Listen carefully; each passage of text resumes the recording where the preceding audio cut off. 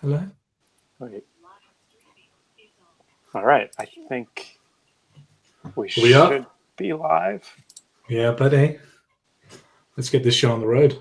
Hang on. I've just had a confirmation from some woman in my ears saying, "Your streaming is now live." It was a bit provocative, if I'm honest. I And mean, all right, I can see us on YouTube now, so I guess yeah, we're good.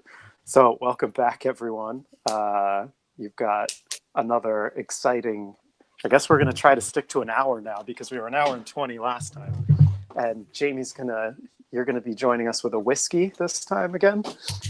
yeah. We have the Isle of Skye, 8-year-old Scotch to begin with, and then I think we're going to go over to a nice big bottle of Talisker. It's just got to be done. It's Friday, changed over from Thursday, so yeah, it's probably best for the both of us. I was a bit worse for wear, to be honest, afterwards because we went to the pub afterwards. So yeah, my head was hurting the next day. I bet. Yeah. So um, I guess same deal as last week. We've got a bunch of stuff to talk about. We've got a nice list, actually a little bit more organized this time than we were last I week. mean, yeah, we definitely spent minimum 15 minutes. Yeah, Last week it was 0 minutes. yeah, yeah. That was pretty entertaining. I don't know how it was. It's really hard to listen to yourself. I try to make a habit of it, but I cringe. You know, listening to your own voice is really, really tough. Yeah. When people are like, "Yeah, you should listen over and see the things that you should be improving on," etc., and I was like, I tried it once, and then about 2 minutes in, I was just like, ugh. I was like, no, I'm all right. Yeah, you know, I think everyone really liked the end to the broadcast last week because at the end you were just What like, was the end? I think you were just like, I'm wrecked. Oh, I was pretty wrecked. Was that? Is that how it ended? It was I was wrecked. I thought we stopped the stream before that. I thought I just played the music and then we stopped it. I don't think we ended it until you had talked about how wrecked you were, and like I don't even remember what happened. That's my bad. I'm sorry, guys. It was fun. It was fun. We'll be more professional. Do we Maybe. have to be? True. Well, we could try. I guess we do need to get ourselves on schedule here and go start this thing off. So I guess to begin, we'll just do our standard. You know, you're listening to two people who are most definitely not financial professionals. We're not financial advisors, and make sure that you consult your financial advisor regarding any of the topics mentioned in this broadcast here. I don't know. I guess that sounds like our standard disclaimer. We should probably type one of those out one of these days. But yeah, I do have one actually. I'll get one ready for next week, but we'll make it a little bit more fun. Yeah. So we're definitely not recommending you take any of the positions that either of us have because we're crazy, and whatever we say, the opposite will probably happen in the market. Kind of like the tweets I've been sending out on my Ethereum trades. Are you on I need Twitter, to get Twitter, Jamie? man. I don't have Twitter. I need to get Twitter. I'll set one up this week, and I'll start posting stuff out every day. And then then at least we can track each other because I don't have anything. So I probably should get on the Twitter storm. Okay. And see what's going on. Yeah, you have to follow me at least, just so you know. If I'm going short, you have to go long. We can try that actually. We can if you want. Yeah, we should try an inverse portfolio on both of our portfolios. Yeah, see how we do. I mean, this market is just like everything is so screwed up, with the exception of crypto. I think we should save crypto toward the last part, just because. I don't know. I've got a nice list of topics to discuss, so let's jump in here, and we'll start off with coronavirus stuff because it seems to be the hot thing around on Twitter and on the media, and I think there's a lot of misinformation out there, not only from the Chinese media but also from the States here. And I mean, last time you and I talked last week, there were no confirmed cases in the UK, and now you guys have a few, right? Yeah, we have 3 now. So we have 2 up in Newcastle, and then we've got 1 down in London. So from what it sounds like, there's quite a lot of researchers saying it's going to take people probably 20 days-ish for people to come out and realize they need to go to the hospital, because people are going to obviously think that it's just a normal flu. So it's going to take a while for these things to develop outside of China. We've only had, what is it now? Is it 2 confirmed deaths outside of China now, is it? So, yeah, it's pretty difficult. Even still now, to be honest, it's still not that clear of what's going on. Yeah, so I don't know if there's anything you want to comment on that, but yeah, I mean, there's definitely it's a horrible scenario. It is, and it seems like things are getting worse. And in my opinion, from what I'm seeing, at least here stateside, is that the government's just kind of brushing it off. You know, Mike Pence made a statement that the vice president of the United States doesn't see the coronavirus getting much worse here in the country. And I don't know. Last time I checked, he wasn't a scientist, and I don't think he had any kind of background in virology or medicine. It's just frustrating when you have people in high positions like this making statements like that. I watched a testimony in front of a House committee by some epidemiologists, and the members of the House basically asked, is there anything we can do to keep this from spreading or from coming to the United States? And the doctors basically said, listen, this is our cat's out of the bag, horses left the barn, so to speak, and it's already here. There's just a delay right now because in order to test for coronavirus, because the WHO basically declared this a global emergency, all of these hospitals, and I think there was also CDC, I forget how the law kicks in, but essentially all of these tests have to be sent to the CDC. So if I get sick here in Philadelphia and I go to the hospital and they suspect that I have coronavirus, they can't actually confirm it for 36 to 48 hours because they have to take my sample and send it to the CDC for confirmation. Now, that's actually starting to change. And before I go to that news article here, I just want to talk about in China what's going on with their testing situation. And yeah, it's really crazy. People notice that the number of cases sort of rising in an expected fashion. It's roughly about 3,000 to 4,000 cases per day, and that's just because of the number of test kits that are available. So, that's interesting. I never knew that. Yeah, so that's also why we're seeing a lot of the cases coming in slower than you would assume, or slower than the results are coming back. And basically, the reason being is that we don't have these tests widely disseminated around the planet. And moreover, I've been reading articles that the PCR test that's involved in confirming this is only good at confirming it about 55 to 60% of the time. And there's some doctors urging that you diagnose it based on a CT scan of the lungs. And if they're filled with fluid, you're guaranteed at least a pneumonia and most likely viral pneumonia, and specifically the novel coronavirus. So there's also a couple of other articles saying that, I saw this crazy one on Zero Hedge about this thing is able to live for 9 days after, on random surfaces.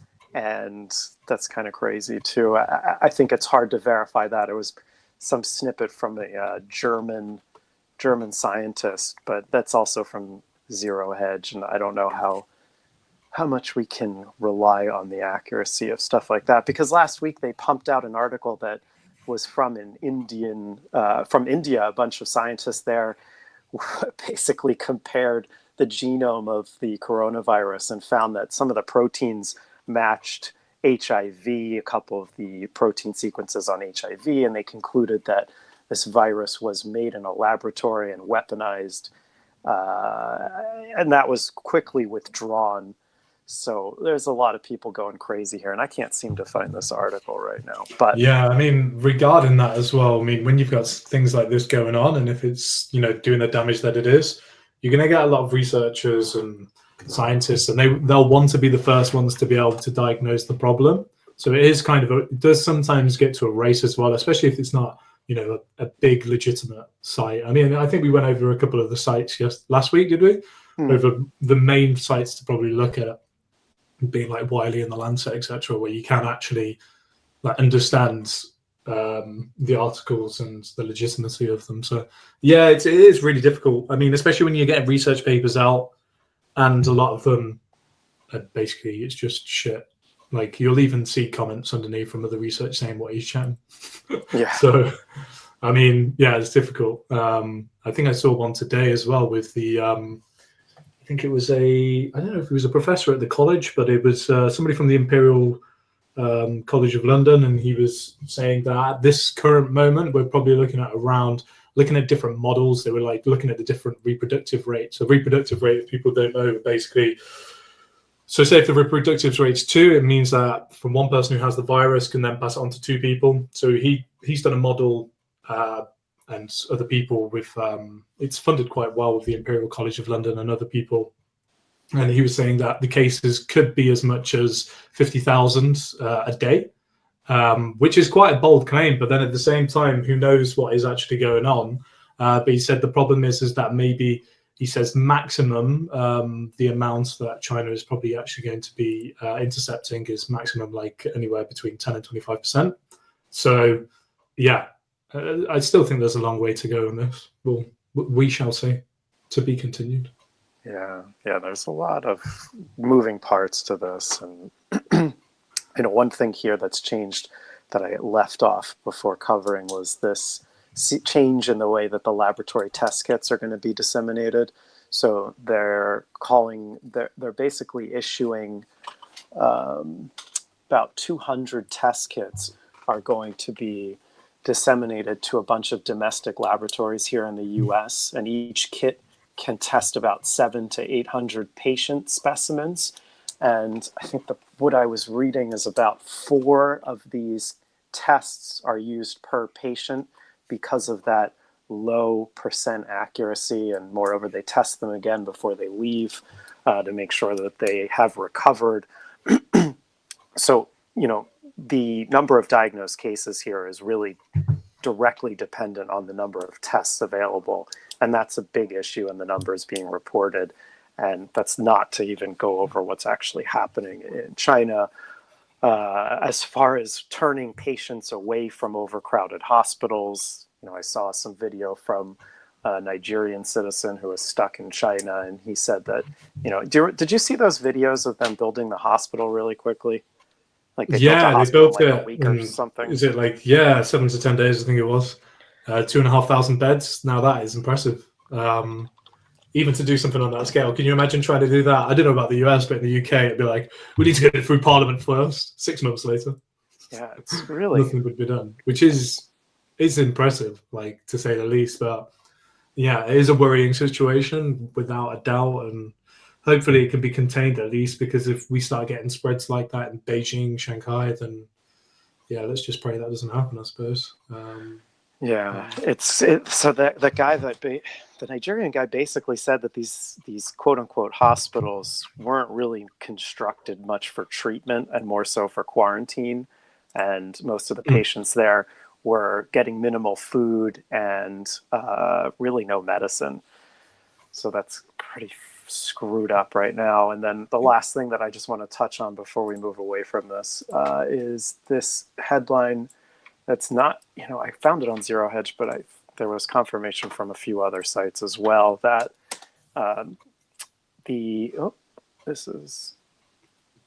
where did that go? Okay, so Zero Hedge took down this article. That's odd. Okay, so you can see in the URL here that originally this was an article about 400 million people total in China were locked down, and that Guangzhou, probably saying that wrong, they decided to enact a quarantine in that city, and citizens weren't allowed to leave, much like in Wuhan. So I must be missing this, or maybe that was false, but regardless, that article's off, and that's what I get for using Zero Hedge as a source. And did you see the other, did we talk last week about that cruise ship off the coast of Italy? No, that's only happened a few days ago. Oh, no, there's a couple of cruise ships. I think we did, didn't we? There's quite a few. There was one in Japan that had 61 people test positive for coronavirus, and now there's one that's recently docked in New Jersey that had 12 patients quarantined And they had the CDC on scene. Let's see if this zero hedge article works. Here we Yeah, go. we had one lad on, I think one UK citizen who was on his way back from his honeymoon, and he's in one of them, and he's just been diagnosed, I think, with the coronavirus. That is a shocking honeymoon, to say the least. It is. It's incredible how infectious this thing is. I mean, if you look at what a coronavirus is, I mean, coronavirus, the basic coronaviruses, if you look at it as a larger category, SARS, this novel coronavirus, and MERS, they all fit under types of coronaviruses. But also is the common cold can be a coronavirus as well. So if you can imagine, or at least call on your understanding of the common cold and how contagious that is, you'll also know that you can actually get infected with the common cold multiple times in a season. And that seems to be true here with this novel coronavirus, which you may recover from it, but you can eventually get it again, which makes it all the more horrifying, I guess, to go through something like that.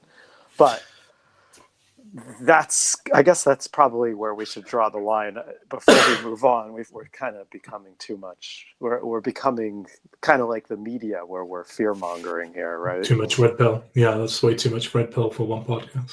But we can talk about the implications of what that could have on the markets. Exactly, and that's what we're here for. Which is why we're here for, as well as just having a few giggles, shooting a few hoops. Yeah. So what you saying, America? So did you open that whiskey yet? Yeah, I've nearly finished it. You finished it? Well, it's only a 50ml bottle, so it's a 50ml Isle of Skye. Okay. I thought you said you were feeling a little sick. No, I am. I've been feeling sick all week, and I've been thinking this whole week, can't wait for Friday to sort my real medicine out, which will be the whiskey. So we'll see how it goes. Right. I don't know. It's just so good. It goes down beautifully. But anyway, back on track. So yeah, one thing that does, which is I think quite an important point as well. So obviously they extended the holiday in China.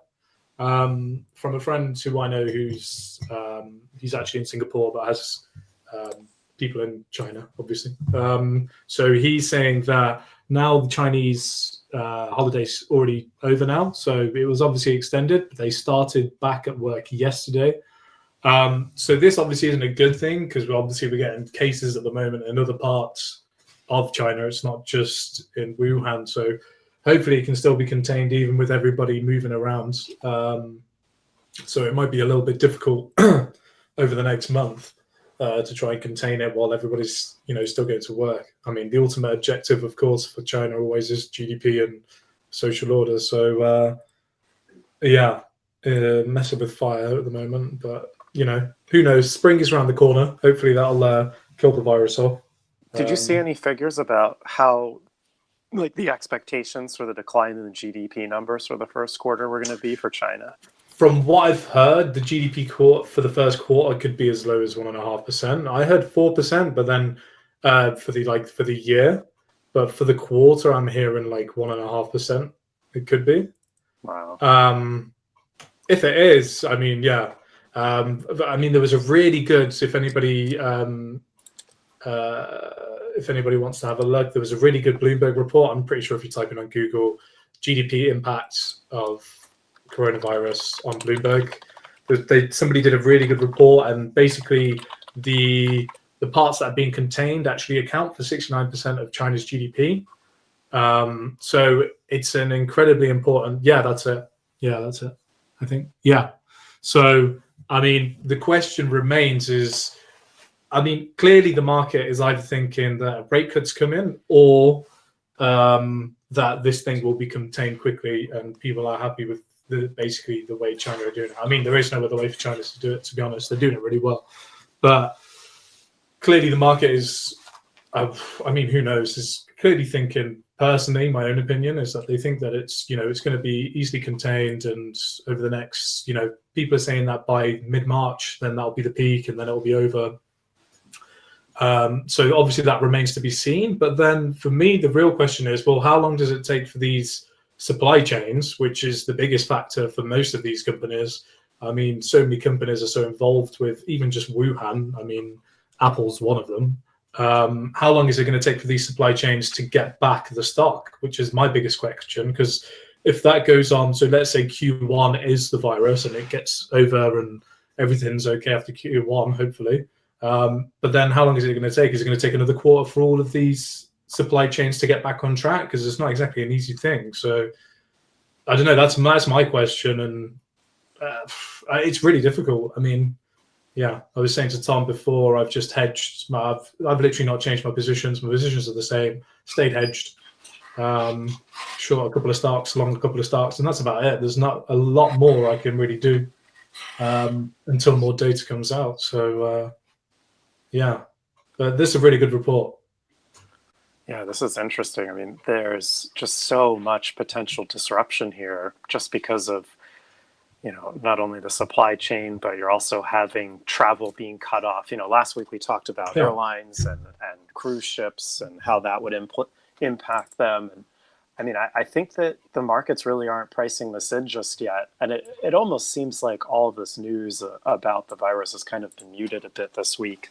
So, I mean, just looking at, the China A50, this thing kind of crashed down at the beginning of the week on open on Monday, and that was not pretty. And even stocks, stocks opened up beginning of the week down, or sorry, I guess it was the end of last week on the 31st.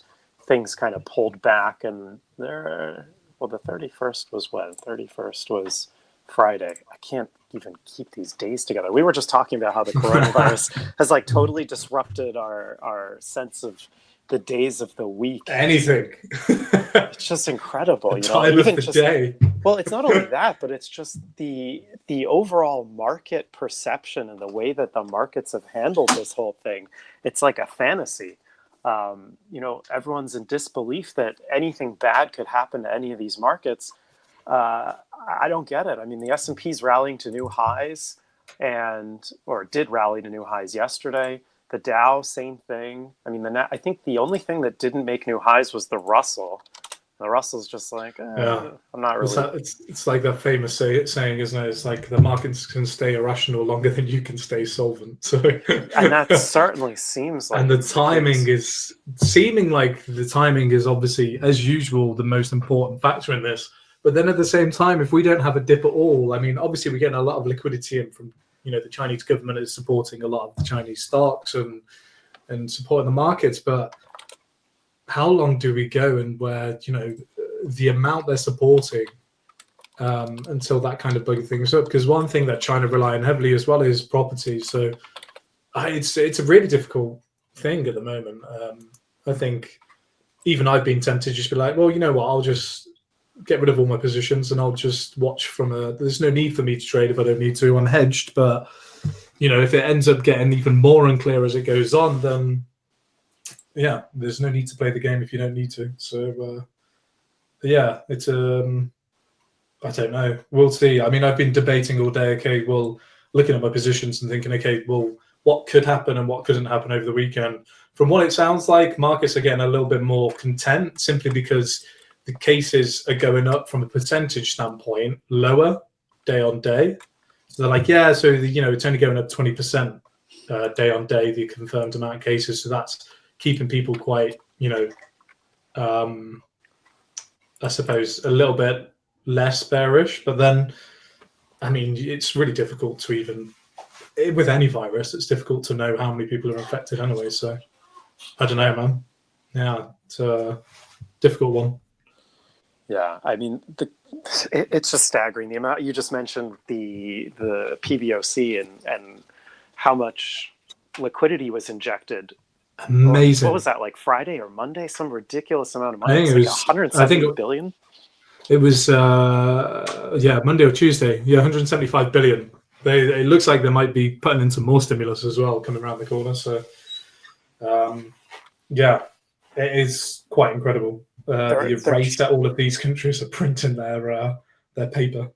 Yeah, they're just trying to inflate away the concerns of the virus. And, the crazy thing to me is just, how, this is the US dollar versus the Chinese yuan. And it's just incredible. Like, I just can't believe how much this really hasn't moved. I guess it's because they maintain the peg. So there's no reason why it wouldn't unless the Chinese government comes out and, abandons that. But obviously they don't want to let this thing go too far out of the way, because then people would be realizing there's something up here. But I don't understand how you take all of the signs that you can gather from the virus, from the stimulus, from the quarantines, from the supply chain shutdowns, and not think, all right, something really screwed up is hitting the market here. And it's just not. I just don't see it being priced in. Last week. Yeah, I think as well, one was really good was the, I mean, up to a certain point, like oil. I mean, oil has obviously taken a hit over the last couple of weeks. So, I mean, if you compare oil to the S&P, that to me, I find very, very, well, I mean, it's just decoupled. I mean, oil usually is a little bit more sensitive compared to the market as a whole. But I mean, look at that. Yeah, this is oil to the S&P, and yeah. Oh, really? As well? Yeah. Wow. I mean, I can show you oil here, and I think that oil's in a really interesting level. You've kind of tested these bottoms here at the high 49 level, low 50s, and you look at the internals, things are building to a technical setup, but I don't know how many people really want to jump in here. But if there was a moment to take a bet and put your money on the table, this would really be it. But it is sure uncomfortable, given the landscape. And I mean, even if you look at some of the other energy names, they're all at crazy low levels. And even shipping stocks, those have gotten hit pretty badly. Yeah. I mean, you go through almost the entire list and they've all gotten crushed. So everything kind of across the board here that you would expect to suffer right away certainly is under the hood, but the broader indices, you're not seeing it. This is I don't know if you watch Market Huddle or listen to Kevin Muir and Patrick Serezna. I used to, but they're just too long, an hour and a half. Yeah, we're almost there with our length. Yeah. I mean, but I mean, the only thing, one thing that I do listen to is one is Bloomberg Surveillance. I like to listen to that one every day, every morning, because it just catches up on just to I suppose check what my view was the day before, and just to see if I'm on the right track up to a certain point. You get different hedge fund managers on there. It's pretty good. It's only half an hour long, so cool. Nice quick one over a coffee. What's but I think with Bloomberg Surveillance, really good duo. Tom Keene and John Farrow, really good duo on there. But regarding the oil, I think it's been helped a little. Like it is a good, like you say, it is from a technical perspective. It's a good point. And then at the same time, I think one good thing to mention is that obviously there was the OPEC meeting as well that was brought forward, and they had a meeting last week, and they provisionally cut production of 600,000 barrels of oil. So this is basically more or less is the estimate of basically what China would be using if it wasn't for obviously everything happening with the coronavirus. So that may help and stabilize things a little bit, because obviously you don't want too much the Chinese storing obviously so much oil when they don't actually need it. So that's one thing to think about with the oil. But I mean, it's a case-by-case basis, isn't it? We'll just have to see as time develops what's going to happen.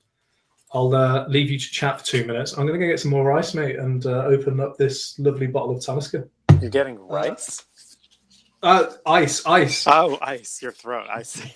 Rice without the R. I'm going to go get some rice. All right. I guess we should chat a little bit as far as some trade ideas and things that I'm looking at. I've really, in terms of taking positions in the equity market, I've taken very few new positions over the last few weeks, just because I feel like I'm confused as far as the direction that the market should take versus the direction that it is taking. So as far as any short positions, those are off the table for now. until I start to see things really materialize in terms of a nice technical setup, but I'm not getting those. But I do want to go over, before we talk about specific names, the payroll revisions came out, or payrolls came out better than expected this morning at 225,000, where the consensus was 165. But it turns out that was a bunch of bullshit, because the revisions came out and took away about 500,000 job gains just over the course of Trump's presidency here. And you can see this chart. The red is the pre-revision numbers versus the green, which is the post-revision. And that's just basically how these payroll figures work, is at the end of a certain period of time, they look back and redo them based on a bunch of different metrics. And it really doesn't look as good as it did when the numbers were coming in live. So, I mean, the markets react to stuff like this. Any kind of positive news, it seems like the markets overreact to the upside, and any kind of negative news is almost muted. You know, you get that one day knee-jerk reaction to the downside, and then the next day everyone's kind of partying because everything's at new highs again. So when it comes to headlines like this, just remember that, you know, they're kind of powered toward creating this narrative that everything is great and the markets are continuing to rally. You're not going to see this as a headline that the payrolls were revised down 500,000 job figures lower. So it's just so confusing, and any kind of retail investor like I am, it's just like my head's just spinning, trying to follow how to properly play this. But nonetheless, that's what's going on. I caught this article here from Bloomberg about value versus momentum, or value versus growth. And according to this Bloomberg article, value is, well, it's looking like it's a value buy.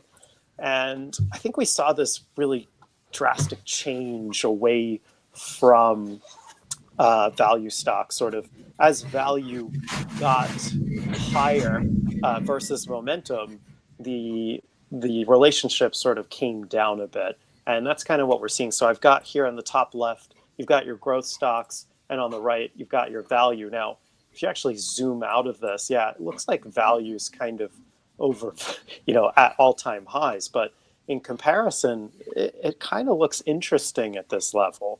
So, you know, what are some value names to look at? Hey, you know, here's the best way to do it.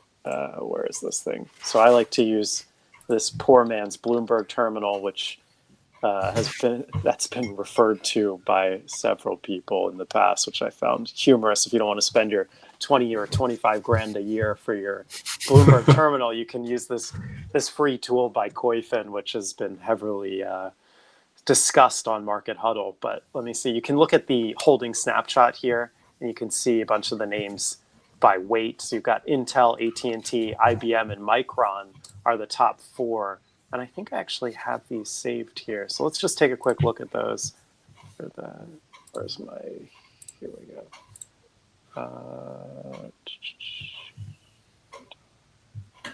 Hi. There we go. You okay over there? Oh, I heard that. There's a nice pop. We've gone for the Talisker single malt Scotch whisky, aged 10 years, from the rugged western shores of the Isle of Skye. Comes Nice. a richly flavoured maritime malt with a warming afterflow. So easy to enjoy yet, like Skye itself, so hard to leave. It's beautiful. So is the ice for your whiskey, or is it for just your throat? We'll say both. Okay. But no, no. I like to have it with a whiskey. The water, I like it with a tiny bit of water. So the whiskey, I like it nice and cold. So yeah, goes nicely with it. Oh, so, that's right.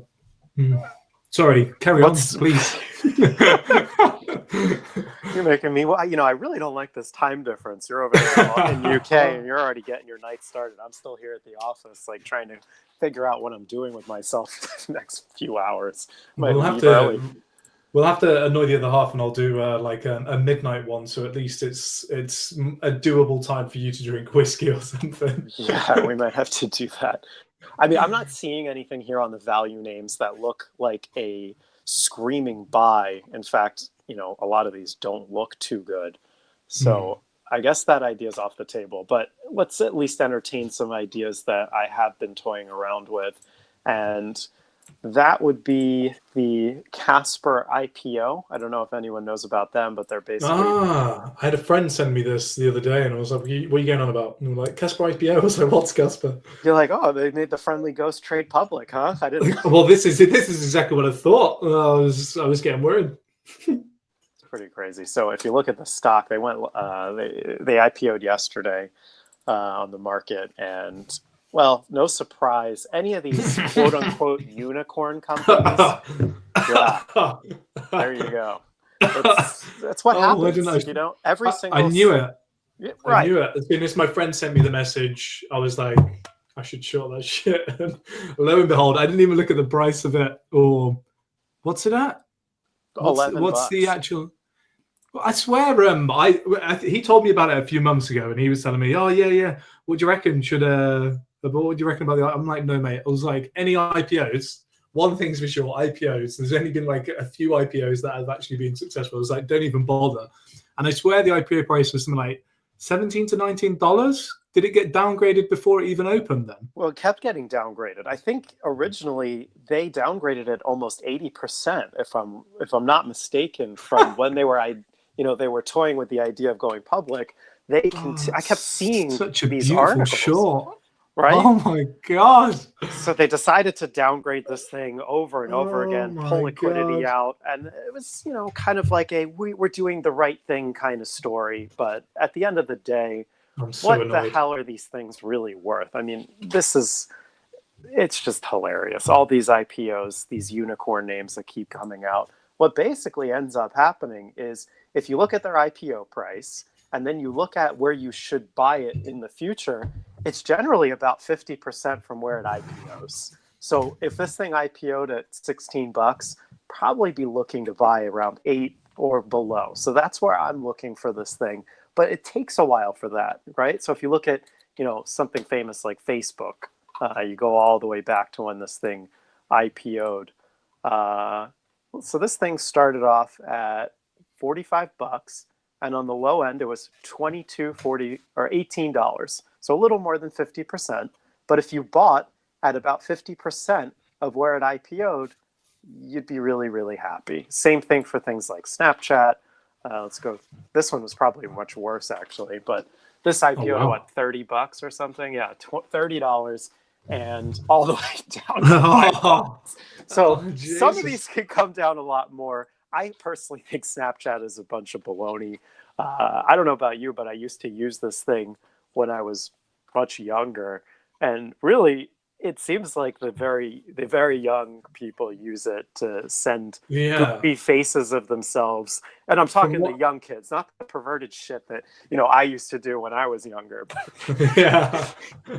From 16 to 18-year-olds, it seems to be the demographic for Snapchat. Even younger. Funnily enough, really? Yeah. Oh no.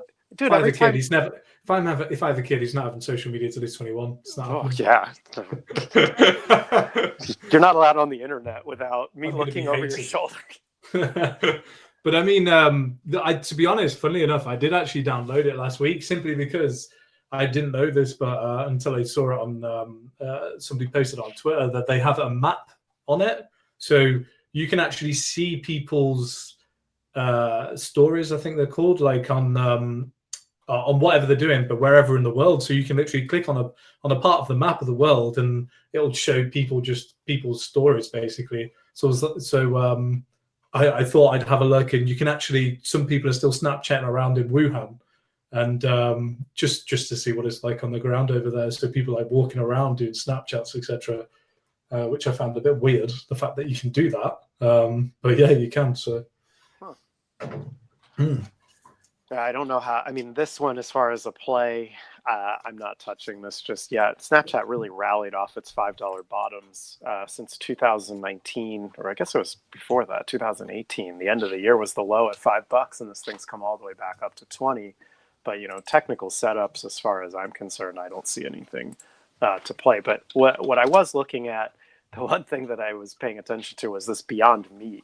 I'm really starting to I mean, it was ridiculous, right? This thing actually, out of all the IPOs, right, this one seems to have done the best. This thing IPO'd at like 70 something bucks, and then the same day went down to 42. So not quite 50%. Where did this thing IPO at? Did it IPO at $40 or did it IPO at 75? I honestly couldn't tell I you. forget now. I remember. Let me see. I 25 bucks. The vegetarians must have bought it at 240 maybe. And then it opened at $46. Okay. So there are some exceptions to the 50% rule. I don't know why Casper would be, but Beyond Meat has captured my attention just to play to the long side. You know, I'd be expressing this through playing calls. The question would be like, where would I ultimately see this thing trading at, or what would be a short-term price objective? And I'll just use simple fibs here. 38.2 is 135 bucks. We're sitting at 115. I kind of like the idea of coming back up into that 50% level, right around 155 bucks. So maybe play the, I don't know, $135 calls. See what those are pricing out here. Have you ever eaten one of these burgers before? I have some in my freezer. Have you? Are they? No, I've never tried them before. I'm just wondering if they're any good, or is this? I mean, is this like the Tesla-esque of vegan burgers? Like anybody can make an electric car, and anyone can make a vegan burger. Is it just because it's the first one that it's valued so high, or? I mean, it's really. I honestly never looked at it, so. It's this whole health movement that's come into, I guess I don't know where it started, but, you know, everyone wants to be healthier and watch their meat and da-da-da-da-da. And people want to help the environment by consuming less meat. So there's a couple of things going for it with the environmentalists and the vegetarians and the vegan movement. I mean, as far as the novelty of it, I think you made a great correlation. I think it's like the Tesla to vegan burgers is really what this is. It's as far as it tastes, I mean, I've made it a few times. It's got this weird flavor to it that's like an umami like flavor, and it's got the texture of like I don't want to say a sandy burger because that sounds disgusting. You're speaking foreign to me now. I don't even know what a sandy burger is. It's like a burger with like graininess to it. It's just it's got a weird texture. It's very similar. So it's not like Tesla. It's the poor man's Tesla. I mean, from what it sounds like. No, but these. I mean, I've never driven a Tesla. Oh, are they? I've never driven a Tesla, but okay. from what I hear, that Tesla is basically awesome to drive. I'd love to try and test drive one or something, but I mean, if you're saying that they don't even taste nice, then it's got to be the poor man's Tesla. It's not horrible. Like, don't get me wrong. It doesn't taste like shit, but it's not. It doesn't taste at all like a real burger. So it's like it's just like anything. If you're trying to be eco, it seems like all companies just, oh, you want to go eco? We'll charge you a premium then. Then you don't need to bring your own bag, but we'll charge you 3 times as much as it is for peanuts compared to these organic peanuts. So it's basically what's happening on the stock market as well. Yeah, basically. I mean, they're like $5 for 2 patties, and they're really easy to reheat. And they use like beef juice for the. Yeah, they use $5 for 2 patties. Yeah. But you doctor it up. You put some avocado. You put some sour. Some cheese, vegan cheese, of course, if you're eating these products to begin with, and you just put some shit on it. Maybe an egg. Probably wouldn't do that if you're vegan, I guess, but. At the end of the day, when you put it all together, it's really close to red meat. But the one thing that is very different is for like 10 hours after eating this burger, I have the stop there. Stop there. Burps. No, just stop there. Cut it. That's it. Stop it there. No, my burps taste so crazy. Let the people decide what you're going to say next. It's not a bad taste. It's just like, why am I burping up the taste of this burger so long? Anyway, so I've taken. Let's talk. But you know what? It's quick, it's easy, and you feel good about eating it. Kind of. Although when I really dove into the ingredients list, they kind of use this glutamate substitute, which is basically they grow a bunch of yeast in the laboratory and they mix it all up. How? I'll stick to my 21-day aged sirloin steak. There you go. Yeah. Well, you stick to your mad cow disease. Why not? You can get your prion disease instead. That's what I'm here for. I'm here just to get a better immune system. After all, aren't we all? All right. So where are these strikes at? So I've got the 135 strike is bidding $6.80. I mean, it's pretty rich. I mean, incredibly rich. If you look at the implied volatility, this thing's at 84%. So, this is a really hard play. I personally don't like playing names that have an implied this crazy. And I love it. Have you ever used Interactive Brokers before? Yeah. I have a couple of IB accounts. Yeah, I use IB. I really like the tools that they give you here. Yeah, it just takes a lot of time to because I suppose when you first get into, say, trading investors, you're enticed by these beautiful platforms with great UI. And then obviously you get to IB's Trader Station and you're just back to 1983. But then once you get used to it, it's got really good stuff on it. Yeah, I enjoy it personally. Yeah, I really like the the volatility lab that they have here. You can see the implied and change over time. I mean, just last month this thing was 52%, which is still relatively high for a stock that basically had no action for the better part of a couple of months here. So this one's pretty highly traded, and that's probably because it's popular name. But that's what I'm looking at. But obviously, I'm priced out of this thing. What else have I been playing? Oh, there's this kind of proxy on a vaccine for this coronavirus. Gilead Sciences is supposedly working on it. And then AbbVie is another one that has a couple of antiretroviral drugs that were effective in treating the coronavirus. Did you see that? No. There's the UK one is NYCT. So they do testing kits. So I think it's NYCT. Is it there? No, it didn't. What's the name of the company? Or is it NCYT? I'm just guessing now. Novasit? Yes. It looks like it. Novasit, Holy shit. Wow, look at this. So they basically one of the first companies to come out and do the testings. So I think their testing comes back within, a day or something. I don't know, to be honest. I haven't really looked at it. I missed out on this one. But yeah, as you can see, the market's is in favor with this one at least. So that's one of them. And do you know what I think one is? The one thing that we're all looking at when it comes to this coronavirus is What's Twitter. That? Oh, no way. And did you see the Twitter results the other day? So their earnings came out and their signups were a lot higher than expected. And they've really smashed out of the ballpark, to be honest. I was having a quick look at their earnings release. I'm going to listen to the earnings call probably sometime over the weekend, maybe next week. What does that really mean? What, they got a bunch of people to sign up, so all of a sudden so the stock price jumps? It's more to do with so obviously some of these companies have key metrics that they try and stick towards, which basically moves the price. So one that Twitter do have as their key metrics is basically the amount of people that basically have the subscribers who have subscribed to using Twitter. And it's gone up over the last quarter. They smashed expectations, basically. So that, personally, to me, I can't see that being anything other than the coronavirus. But I think that is probably one of the winners for it in the end. So I think that's an interesting one to look at over time. I think I'll have a look at the long-term projection of it. But yeah, I think that's one that's done really well. Yeah, that's pretty crazy. I wonder if the number of signups had to do with, people in China wanting to get off of the WeChat platform because of the censorship going on there. Yeah, that's a good point. Yeah, but I don't know.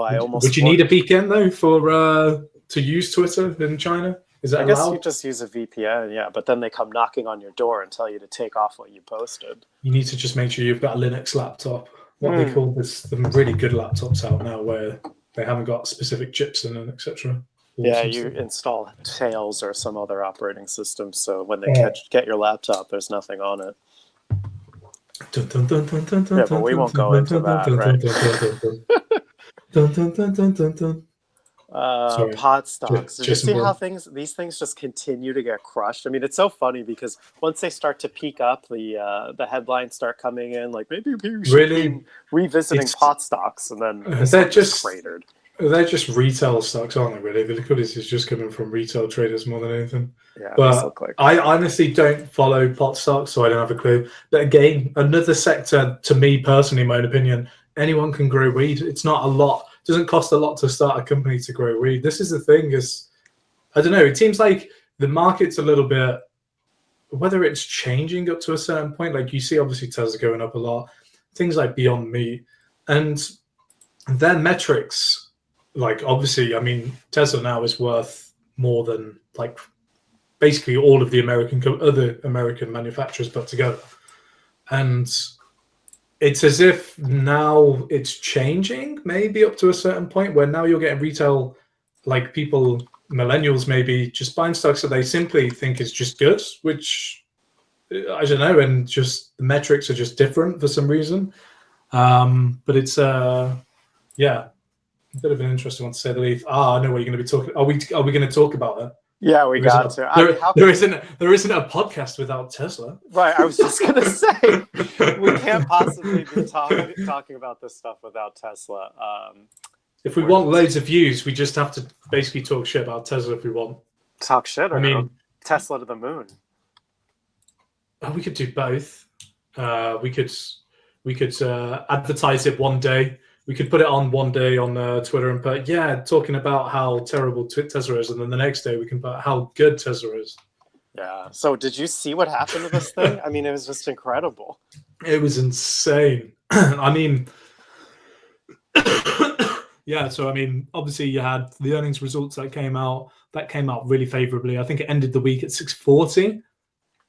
I was there thinking, yeah, fuck this. Let's short that shit. There's no way there's going to be momentum over to the next week. And then it opened and ripped, just completely ripped up. Like it just went insane. I think what was the high? Like 900 did it get to in the end? I think it was like 969.69 or 968.99. Couldn't get to 969. So now I think it's just all about trying to find a range now. Where is it going to land? I mean, to stay up there is that's pretty formidable. That is, to be honest. I mean, look at that. It's gone up what 100% in a month. January, it's already up 100%. Take your profits, go home. Yeah. Did you see some of these? There's this subreddit called Wall Street Bets. There was a guy who put like, I think it was like 30 or 50,000 bucks down on like, let me see the article. $126,000 he put into Tesla. I don't remember if he bought the $1,000 calls or if he bought like, $450. Here it is. So he bought the $450 calls for 115 expiry though. How did he do that then? Okay. 450 call. Yeah, 450. When did he buy them? I don't know. He must have bought them ages ago, surely. Yeah, but this guy made like that $4 million. Jesus Christ.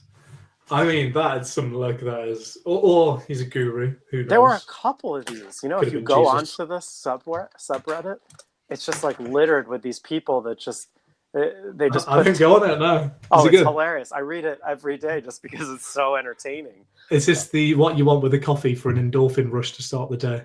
Yeah, just a couple of giggles. Well, what's the link? Just Reddit, and the subreddit is Wall Street Bets. .com Wall Street Bets. Well, it's /r/ and then /. Yeah. So anyway, this guy made like millions and millions of bucks here, and then a bunch of other people were posting their positions too. I can't find it right now, but people made ridiculous money. Actually, one of this guy that I talked to on Twitter told me that he bought the $1,000 calls when they were priced at like $1.36 or something, and they jumped from $1.36 to being worth $50. What? He told me he took profits, so I was impressed. Oh, fair play. I mean, how incredible whoever you is are, that? Almost like 50x.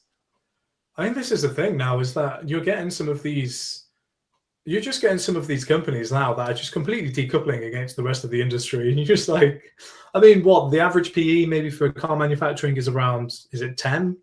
I don't even know. Do PE ratios even mean anything in markets like this? Like everyone that pays Well, I attention to all mean, this stuff, it's like just to why? get some sort of like gauge on the market in general. I mean, Of course, Tesla's trading on a what? I think the next 12 months, I think it's supposed to be like 72 or something. oh my And god, that was when I was looking before it did this crazy jump as well. So God knows what it's saying for the next 12 months now. But I mean, yeah, I mean, you can agree up to a certain point. I mean, there's arguments both ways where some people are saying, yeah, well, you know, it's just a car company and other companies are basically going to catch up over time.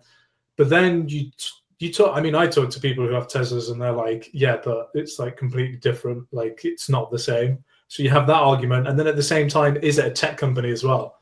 It's not just It's not just a car manufacturing company. It's a tech company as well because of all the different type of things that Tesla do. And then at the same time, they do the solar as well. So solar is part of their. Is it Solar City, the company? yeah. So that's part of the revenue as well, which I think is around 8% of the revenue for Tesla. So, so yeah, it's definitely. I mean, I tried to play with the beast, and I got slapped in the face. I was a complete rookie. I don't know what got over me, but I was like, "Yeah, fuck these assholes." Sure the shit, and that just shows what happens. And I was just like, "Yeah, okay, 10%. I'll take the 10% hit on the position." That's my stop loss. If it goes up or down, if it goes up 10%, I'm gone, and I was gone. No messing around. Yeah, this is. I actually know a guy who took a pretty large short position at the 350 range, and when I talked to him like 2 weeks ago, when Tesla was like $400 or something, he still hadn't closed it, and I was like, That's the "Oh, thing. maybe Is it was like, here." It was almost 500. It was $500. He was short from 350. I'm like, yeah. dude, you got to be upside down and getting margin call. The guy was naked short the stock, and I'm talking to him. I'm like, What? well, how? What? I don't like with leverage as well, or what? I don't know. He just told me he was naked short, and I didn't want to ask him because he was feeling so shitty. And I said, I was looking at the chart. Maybe it was here on the 21st in January, and I was like, well, I guess there's a chance that it might double top. Good luck to you. And he goes like, yeah, no. He told me some other shit, and then I was like, so you're not going to protect yourself at all? And what if you get a margin call? The guy said he only put 20 grand into it. But I imagine, if he didn't sell this thing, he's got to owe them pretty decent penny when this thing went to 900. I mean, that's it, isn't it? And then at the same time, I mean, this is the thing: is like, as long as you set out, okay, every position, if it goes over 10%, I'm gone. Because all you'll need then, if you just work it out, is you'll only need 3 or 4 to actually, if you can get 30 to 40% correct. But then you'll stay strict with your 10%. But then you get 3 or 4 of your research or of the ones that you're long or short, whatever, and you get them correct. Then, you've got a chance of at least, making good money over time. It's just staying disciplined. And I mean, I've paid mistakes over time. I mean, we're all learning in this game. And sometimes we let emotions get to the better of us. But yeah, I mean, hopefully this guy's all good. Hopefully he's not too bad. But yeah, when it gets ugly, just get the fuck out. Yeah, I don't think his risk management wasn't. He didn't have a trading plan when he got into the position. Yeah, he should have joined the rest of the retail traders and just gone long because they liked it. And hopefully, all these retail traders have cashed out. Although obviously, they're not going to have done. That's what the whole point of being a retail trader is to do the things at the wrong time. So.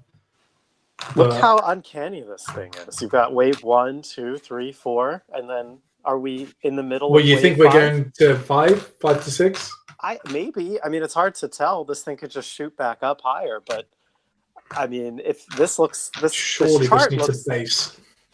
It looks a lot like Bitcoin. It looks like a lot of other things that have gone through this kind of transition. So one of the big corrections was because Tesla actually came out and said that their Model C, which are manufactured in Shanghai, is going to be delayed. They didn't say how long the delay will be. I don't think they did anyway, from what I saw. So that contributed to the downturn a little bit. So I think that's another factor to look at because, I mean, if Shanghai ends up getting more cases of, say, the coronavirus or whatever, then, yeah, it could be impacted again. But at this point, I mean, it's just trying to find a place to land, I think, at the moment, and where to settle at least. If it keeps on going higher, if it goes above 900, I'll be really surprised. Like, and now that I've said it, it's going to happen. We'll be talking about that next week. Yeah. I mean, look how crazy the implied was 150% at one point for the Feb contract. Jesus. Yeah. Could you imagine the guy writing calls, probably shitting his pants, and he's writing those $1,000 calls? Well, I heard that the dealers couldn't actually keep up with the price action, so they couldn't write the contracts fast enough. So the guys were trying to they rolled out the $900 calls, the 950s. Then they did the 1,000. Then they were doing 1,100, 1,200. Like they couldn't keep up. I bet even they were stubborn and were like, "It's no way it's going there. No way it's going there." That's what ended up happening. Is that just by the way that dealer hedging worked? Is they had to buy these contracts just from keeping their gammas in check. So they were also responsible for this thing going higher. And that led this thing to inevitably, blow off. But I mean, wow, what a move. That was crazy. I didn't play it at all. I kind of, I went home and I was telling my wife about this because she asked me about tests, or maybe I was telling her, whatever. Anyway, she goes, well, why didn't you play it? You trade everything, don't you? I was like, yeah, but she's like, because I told her about that story of the guy making $4 million, and she's like, well, where's your $4 million? Yeah, what are you doing, Thomas? I was like, listen, lady, I don't trade Tesla because everyone shorts the shit out of it, and first of all, I don't want to be one of those people shorting it, and I definitely didn't want to be one of the people that wasn't short, that was doing the opposite trade, but. The end of the day, you time it right, and there you go. You make $4 to $8 million. But crazy story. I think Tesla's story for me is that there's thousands upon thousands of different companies you can look at. There's no need to look at the one that everyone's talking about. Oh, I agree. And I think my lesson has been learned the hard way. Yeah. So it's kind of like the portfolio gone. But it's 1%. fun. As long as it was 1% and not 100% or 1,000% of your portfolio gone because you naked shorted the stock.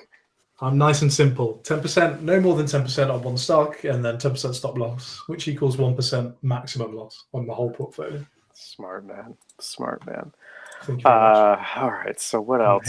Podcast. Yeah, you're the smart one. I'm just the rambling idiot. You say I'm the smart one. At least you're sober. I did have a good coffee before. I don't know if that. Well, I guess that's still. I think it's got you on good stead. To be honest, I mean, the fact that I have to. We have to acknowledge this, but Thomas takes the credit for the organisation for this cast today. Since you wrote things down, and we've got a process going on. I mean, the fact that I can see where you've last clicked on the document, I'm like, okay, so we're there. All right, cool. This is only the second time, and I think it still needs some ironing out. Personally, I think it's done. I don't think there's anything more to do. I mean, this is perfect. The other thing we need to do is I need to stop talking about viruses for half the show so we can talk about crypto. You're gonna have to wait a while for that, my friend. I know. It's just. I don't want to touch it. Should we move? Yeah, shall we hit crypto here? Andale. All right. Well, it's been quite bullish. Just to come right off the bat here. Big statement. Let's look at Bitcoin. I'm going to go straight onto the BTC. Yeah, we should just talk the big one first because the big boy Bitcoin. What should we use? Some Coinbase name here. I mean, I'm old school. I'm a Bitstamp man. But, are you? Well, let's just use Bitstamp. I'm a Bitstamp man. Yeah. There's no school like the old school. All right, so let's check out the. Unless you want to go OK Coin. Well, I stopped using OK Coin. I think I talked about. I don't use it because too weight. Yeah, I think I don't know. For me personally, I don't know whether it's like the time I got into crypto, but for me, OK Coin everybody was using when I got into it, but then. The manipulation was just insane. I was like, Bitstamp seems like a nice, friendly one to look at. More realistic, no crazy bots. Yeah, that too. Oh, you know what? Actually, that makes me. I think the beginning of. You're right. So as much as we're shitting on OK Coin, the crazy thing about OKCoin is that pivots in the market seem to still correspond with the start of the 3-month contract. So if you look at the lows here, oh my God, this is just incredible. So if you look at the lows of Bitcoin in December at this like 6,400, 6,500, that's right around when the 3-month contract on OKCoin came online actually. And that's just crazy because if you go back and you start plotting the times that these contracts expire, and it's primarily the 3-month, whenever there's a new 3-month contract or the current 3-month contract starts to expire, you'll notice that the market pivots, whether that's going bullish or bearish. It depends on the current market state. But clearly from December, that 3-month contract was where a lot of people took positions to the long side. Now, that also corresponds to what is it, the CME contract that went live and backed, and all those other products coming online. But this OKCoin 3-month contract has been around since 2014 or 2015. I think I was trading it, and it's always been the case that these markets gyrate around those levels. So no surprise here that this thing has gyrated at that date, and we're powering higher. Where's Bitcoin going, I guess, is the ultimate question in time for that, March contract this December contract to expire into the March contract.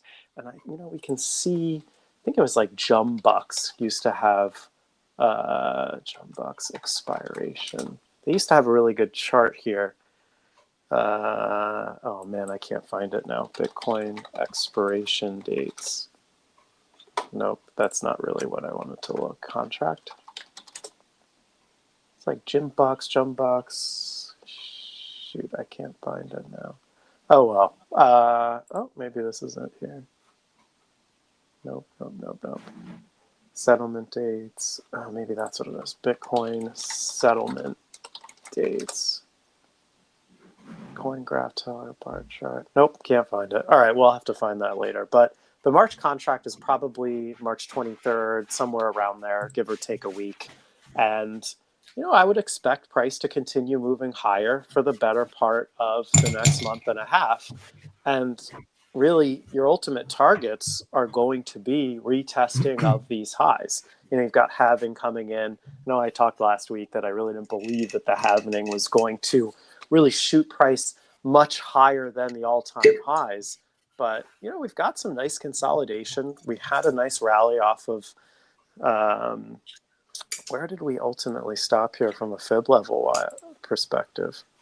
So the ultimate lows down around $3,000 I'm using as a low, and our highs from July, Bitcoin came into a nice fib zone just below 61.8 at those ultimate lows at the end of the year, and now we're just rallying back. So the question is this on a higher time frame?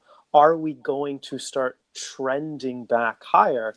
And in order for this to trend higher, we really need to see it resolve over these highs here at that $13,000 to $14,000 range. And we're coming into some levels where price should start stalling out. If you look left at the previous price action, you can see where price consolidated and then dumped. This was back in September when the the CBOE and CME contract expiration shenanigans would happen, where at the end of the month, Wall Street basically found out if they shorted this thing a week or a couple days before the official expiration of that contract, that the market would move without being limited by the circuit breakers, which I think were limited to a few percent per hour or per day. I forget the exact rules that were in place, but they would just do it a few days before those rules came into place, and therefore they dumped the market kind of like on a Tuesday, Wednesday or something before the Thursday, Friday expiration time.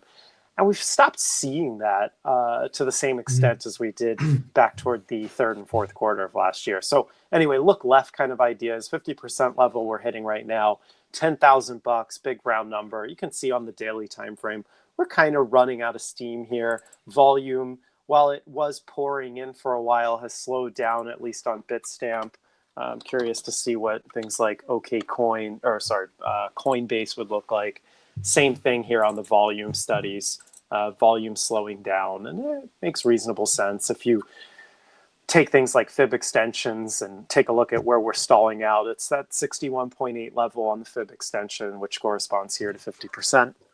Ultimately, I'd really like to see this thing touch 61.8 before we see any kind of reasonable drop. If we don't get to that level before dropping off, then I'd be a little concerned for this move. You can also see that, the momentum studies are giving us a MACD that isn't confirming a divergence, but it's certainly on the table. And, again, I think we need to pause here. The daily's kind of running out of steam. The 4 hours just getting to the point where we're topping out a little bit. But, still, overall, the trend seems to be bullish for now. But heading into the weekend, I can see things just consolidating, cooling off, maybe a short pullback. If I was going to trade this on a lower time frame, if I did get a setup, which, I don't even see one here on the 4 hour. So kind of drill down to the 1 hour. This just looks like sideways action. The RSI looks like it's trying to recharge itself. Momentum doesn't really give us a nice short, although the moving averages, this is the 13 and the 30. I'm still using those. And those look like they're trying to cross. Short-term trade, maybe down to that low, this high, 38.2, 9,500, 61.8, 9,400. Maybe a quick $300 to $400 drop here. Just to set us up into next week, could potentially come in. I don't see it just yet setting up for a trade, but that could certainly change, and I would be keeping my eye out for kind of for price to lose, call it that area here, and then back down to this area here, lose those two areas, and you've pretty much got a retest down to 94, maybe 92.50 is kind of where I'd be looking for this thing to retest. What do you think? I tend to agree, to be honest. I think this weekend, we probably more than likely will have a bit of volatility. I was hoping at least that we would test around 10,000, between 10,000 and 10,250. For me, it seems like there's quite a lot of important, whether it's sideways action or any historical points. I think that a lot of trend lines as well come in unison around the 10,200 mark. So whether it'll be up or down, I tend to agree that you just need to see there that it's slowly just something's going to happen. So whether it's to the up or downside, I suppose nobody knows. But yeah, I'd love to see a test of 10,200 and see how it gets on. But as well, I think I've been looking as well, depending on looking at the correlation between that and gold over the last 6 months. And I don't know whether that's actually a thing, but whether gold now is slowly becoming...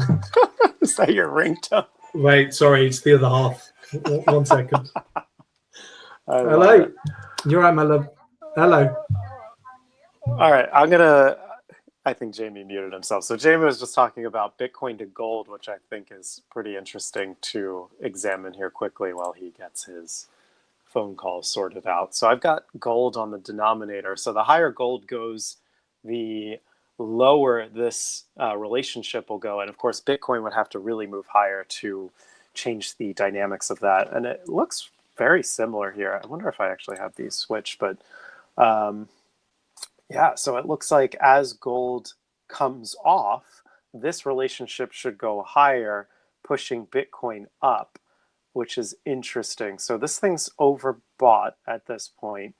So sorry about that. That's all right. I was just looking at this Bitcoin gold relationship and making sure I explained it right, because where would you put Bitcoin, on the denominator or on the numerator? I'd put it on the denominator, to be honest. You would put I think Bitcoin. it's fine. Well, to be honest, I think it's I guess it doesn't matter. It doesn't matter as long as you understand which way you're reading it. But I think the way you had it, So this means that basically gold is outperforming BTC. Right. So underperforming BTC. So as Bitcoin would go higher, gold would go. This relationship would go lower, right? Sorry, if BTC outperforms gold, Just in then general, it like just means the way that this mathematical relationship works is if Bitcoin goes up, this chart should go down. yes, if BTC is outperforming gold, yeah. Right. So that's kind of what that means here, right? Is that Yeah. Bitcoin So is if outperforming gold. so if it's going down here, it basically means Bitcoin's outperforming gold. If it's going up, it means gold is outperforming Bitcoin. Yeah. Yeah. So this is interesting because, it seems like any kind of relationship with gold, it looks like things are overbought or oversold. Like if you look at gold versus oil, which you mentioned before, I don't mean to backtrack here, but same thing here with oil, right? All these markets are at these kind of impasses here. Bitcoin, oil against gold. If you compare anything against gold, it just looks like it's a key point for the markets to pivot. Yeah, I think an interesting one will be to see how much China has an influence on the gold price as well, with everything going on. Whether that will actually hinder the gold price, because I know China have obviously been buying a lot of gold. So whether now, obviously, they're going to have to put a lot more stimulus into just containing this virus, whether that will actually have an effect in the short term on the gold price. But yeah, we'll see. To be honest, But I mean, go on. Sorry, I didn't mean to cut you off. No. Please go ahead, sir. Basically, I was just going to literally say that. Yeah, I mean, personally, long term, I'm just holding a little bit in the portfolio in a way just to keep it nice and weighted, the portfolio, and diversified. But yeah, other than that, I don't. I think, yeah, long term wise, gold, commodities in general are pretty bullish. But yeah, I don't know. What, over to you. Sorry. No, it's I've okay. got to that point when the whiskey's working. The whiskey's hit. Nice. Man down.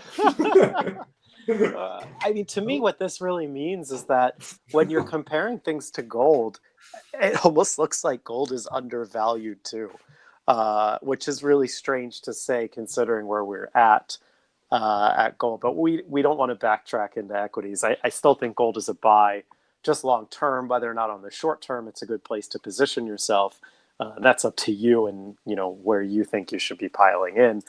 I have been buying over the last few days personally, and obviously through my company I'm forced to do that. But it seems like the sentiment is still bullish, and gold really is that ultimate kind of proxy that will look at the world and say, okay, how fucked up are things today? And if gold goes up, things are fucked up. And that's kind of what we're seeing. I love that. I'm definitely. Can I take that example for future? Anytime I do a future presentation, I think I think people really need to use that specific vernacular. Gold things are looking pretty fucked. Yeah. Gold is the how fucked is the world proxy. All I'm saying is that it's fucked. Yeah, it's fucked. So anyway, back to Bitcoin. I think that gold is just kind of setting itself up here to move higher again, which is crazy. But I'm done. No more gold. Bitcoin again has reached this point where it's made its move. I think we either need to move sideways.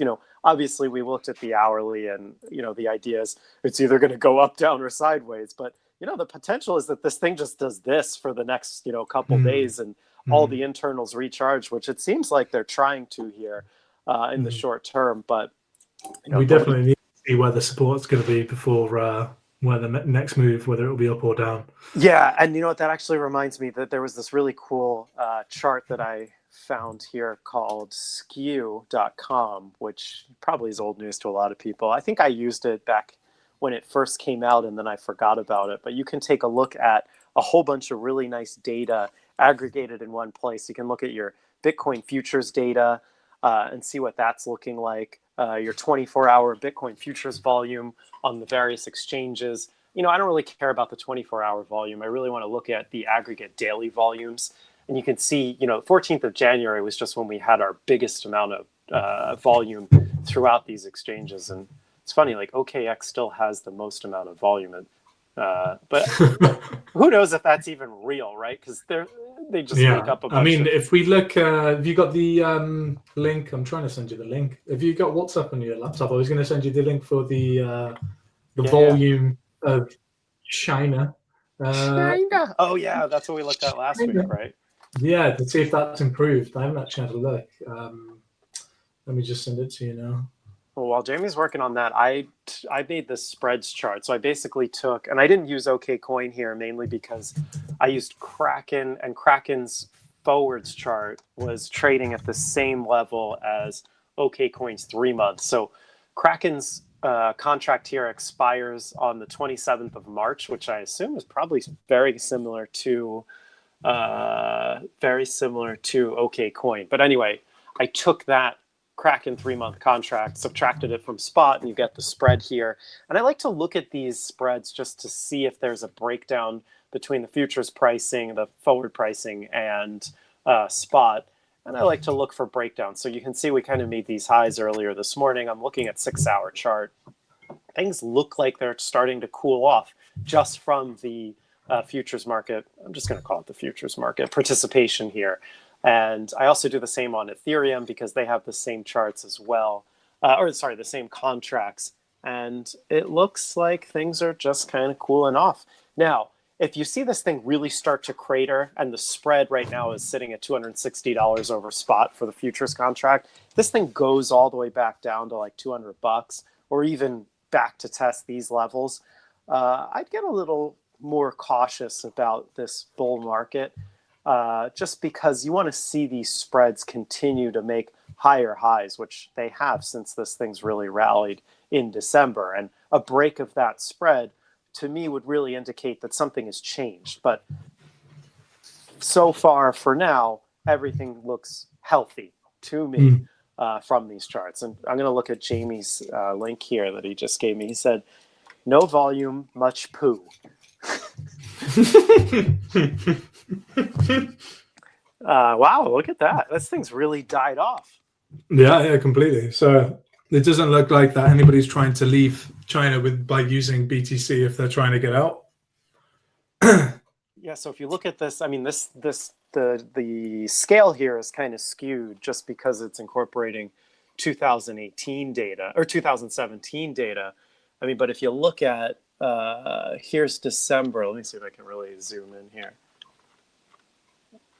Yeah, there you go. So you can see here's December lows. Here's December 21st. Volume is really, really high at those levels, which is really interesting because that's where the lows were. So were people capitulating and selling?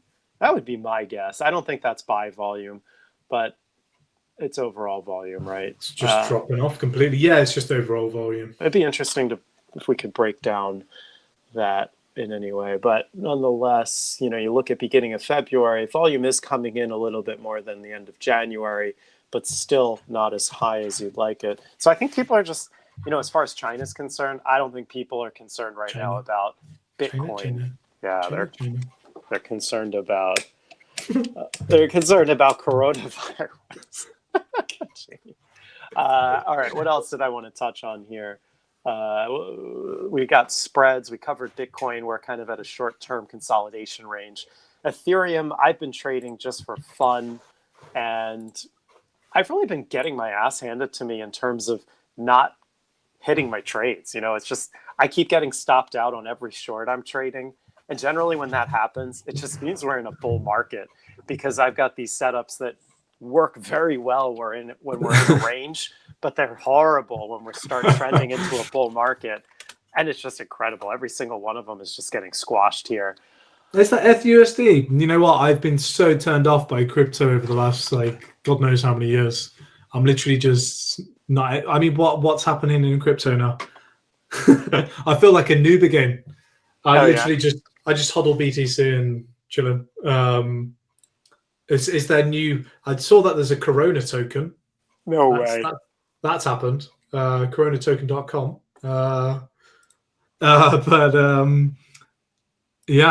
What about? It seems like the correlation between the altcoins and USD is now more of a indicator rather than looking at altcoins to BTC, which is obviously the old school way of looking at alts was always the BTC of looking at them, but it seems now it's moved over to the USD side.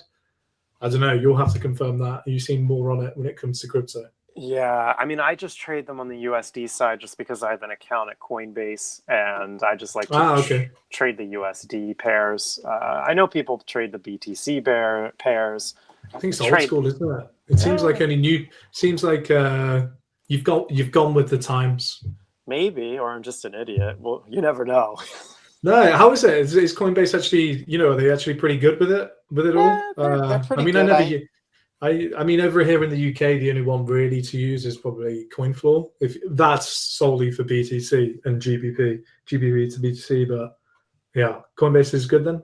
I mean, I only use it just for spot trading, and it's my personal account. I have an institutional account that I have on Kraken, and I like using that. Hmm. And I just keep them. It's easier to keep them separate. Yeah. But I like Coinbase just because it's my, no leverage trades. I just buy the market. So I guess I didn't really talk about this last week, but I kind of loaded up on Ethereum, Litecoin, and I bought. You're telling me the bear is getting bullish. When things are at the bottom ends of their range, I mean, look at what Oh, happened. this is me just getting happy then. Well, No, I'm just gonna chill. I'm just gonna look what huddle. happened here at the end of December. I mean, things just kept continuing to make new lows, and Yeah. we were testing the bottom end of the ultimate lows from December 2018 at, we were under $100. And what I was looking at is I drew these fibs and I saw 78.6 was at $140. And I thought, okay, that's a little too obvious for this market to bottom. I'm going to set some bids down around the $100 mark, being all cheeky, like I'm going to get some fills. Nope, didn't happen. So I'm really looking at this thing going, and keep in mind, I'm like going on vacation toward the end of December. I'm like, I'm not going to trade. I'm not going to do anything. I'm just going to recharge all my batteries. And I can't do that. I can't not look at the charts.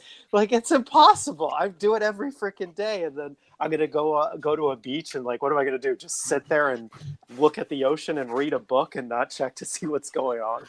Anyway, Man. I know how difficult it is. I understand the struggle. Over Christmas, so I cancelled all of my positions, the whole of my portfolio. I just left them completely. And I went away for 2 weeks over Christmas. And then, yeah, to be honest, it was a good refresh. If you can handle it, I just didn't look at my laptop. Yeah, it's hard. And I don't have anything on my phone. I don't have any apps on my phone or anything. So, yeah. You have to be really committed to unplug. I was more committed to the amount of Greek foods and whiskey that was thrown at me every day. Understandable. So, I mean, when somebody offers you pasticcio with a 10-year-old scotch, you can't say no. Of course not. That would be sacrilegious. You're like, what? In portfolio? What's a portfolio? Portfolio of my scotches. I'll have more pasticcio. Efcharistopoli. So, I mean, I went... I'm sorry, man. Apologies. I'm sorry. I'm tangenting. Yeah, Jamie's hitting the bottle hard over there.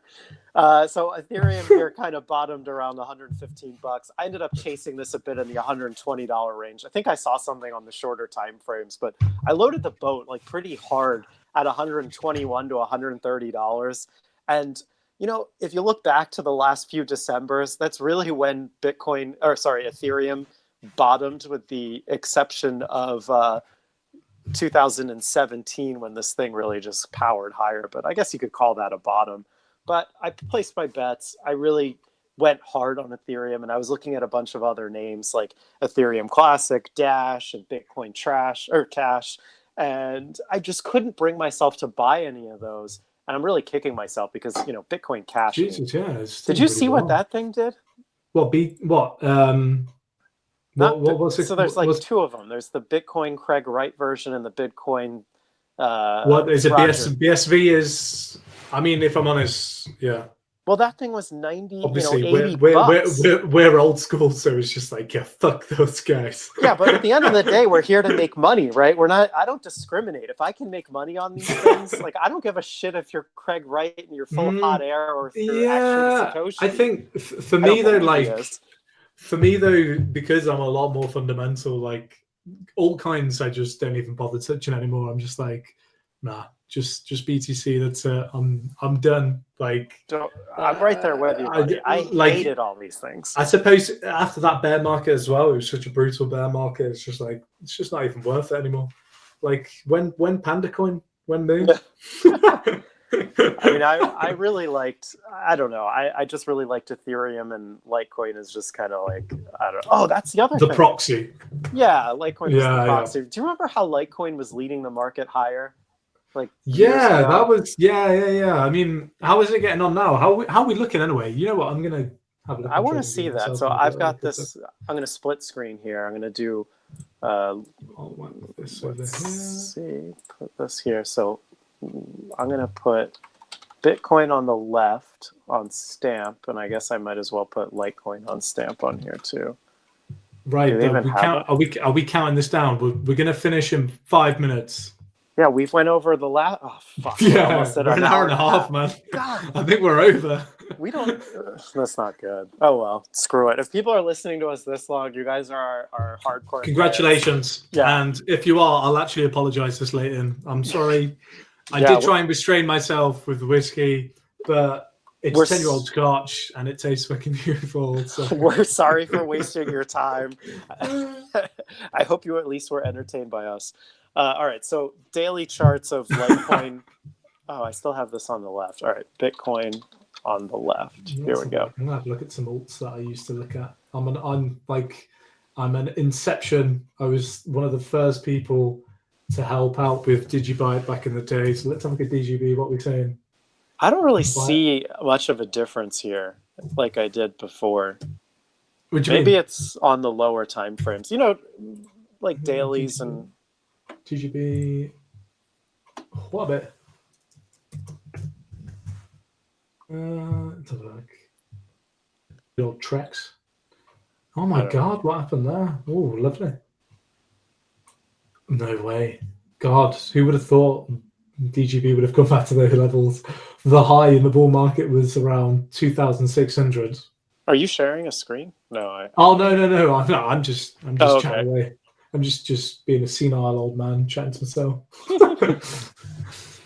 So I mean, I'm actually all right. So this idea is just not anything at all anymore.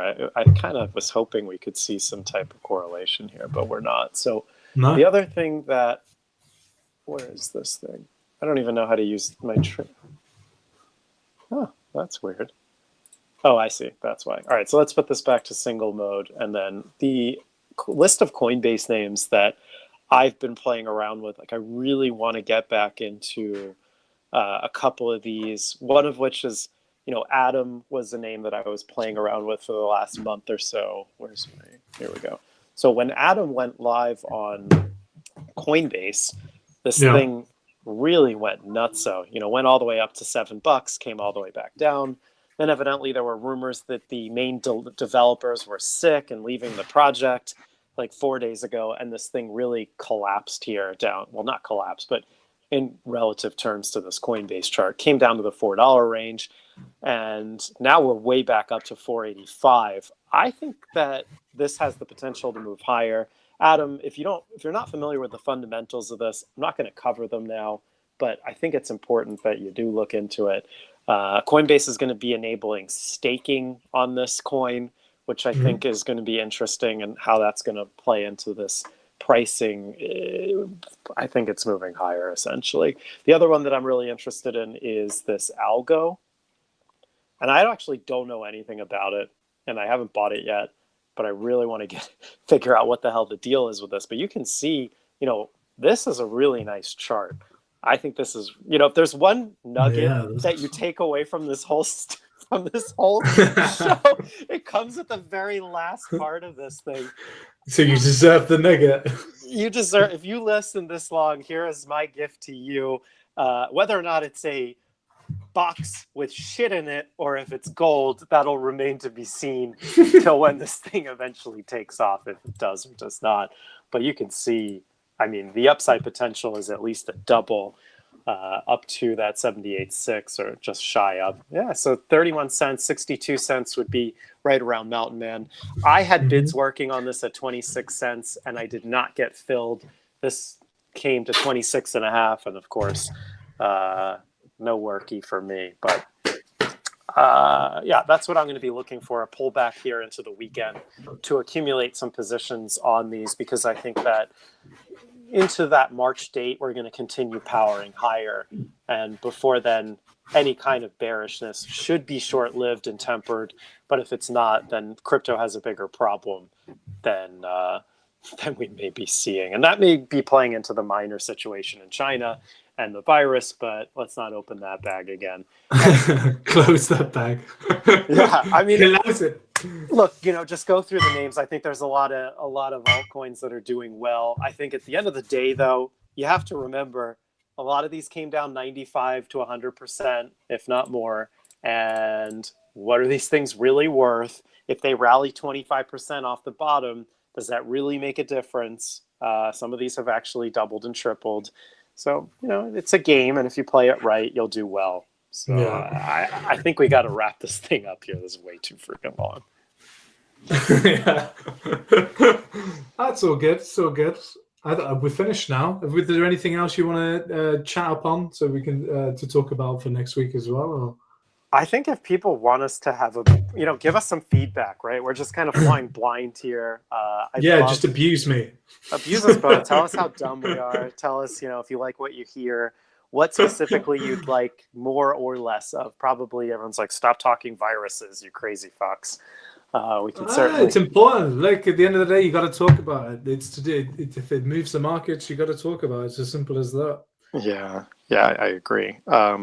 I guess we could probably talk less about it, but nonetheless, give us your feedback. Give us, any kind of input that you can, and we'll try to keep improving each show. At least we had a schedule this time. I'm sorry we went so long. Thank Thomas for the schedule and the everything else. But yeah, when's the next time you want to do this? Shall we do this on the 21st? I can't actually do next Friday. No, Valentine's Day. You going out with the missus? I am indeed, sir. I'm. Yeah. I mean, if you don't want to do it at all next week, that's fine. But I think the week after, I'm going to be incapacitated, or I'm not.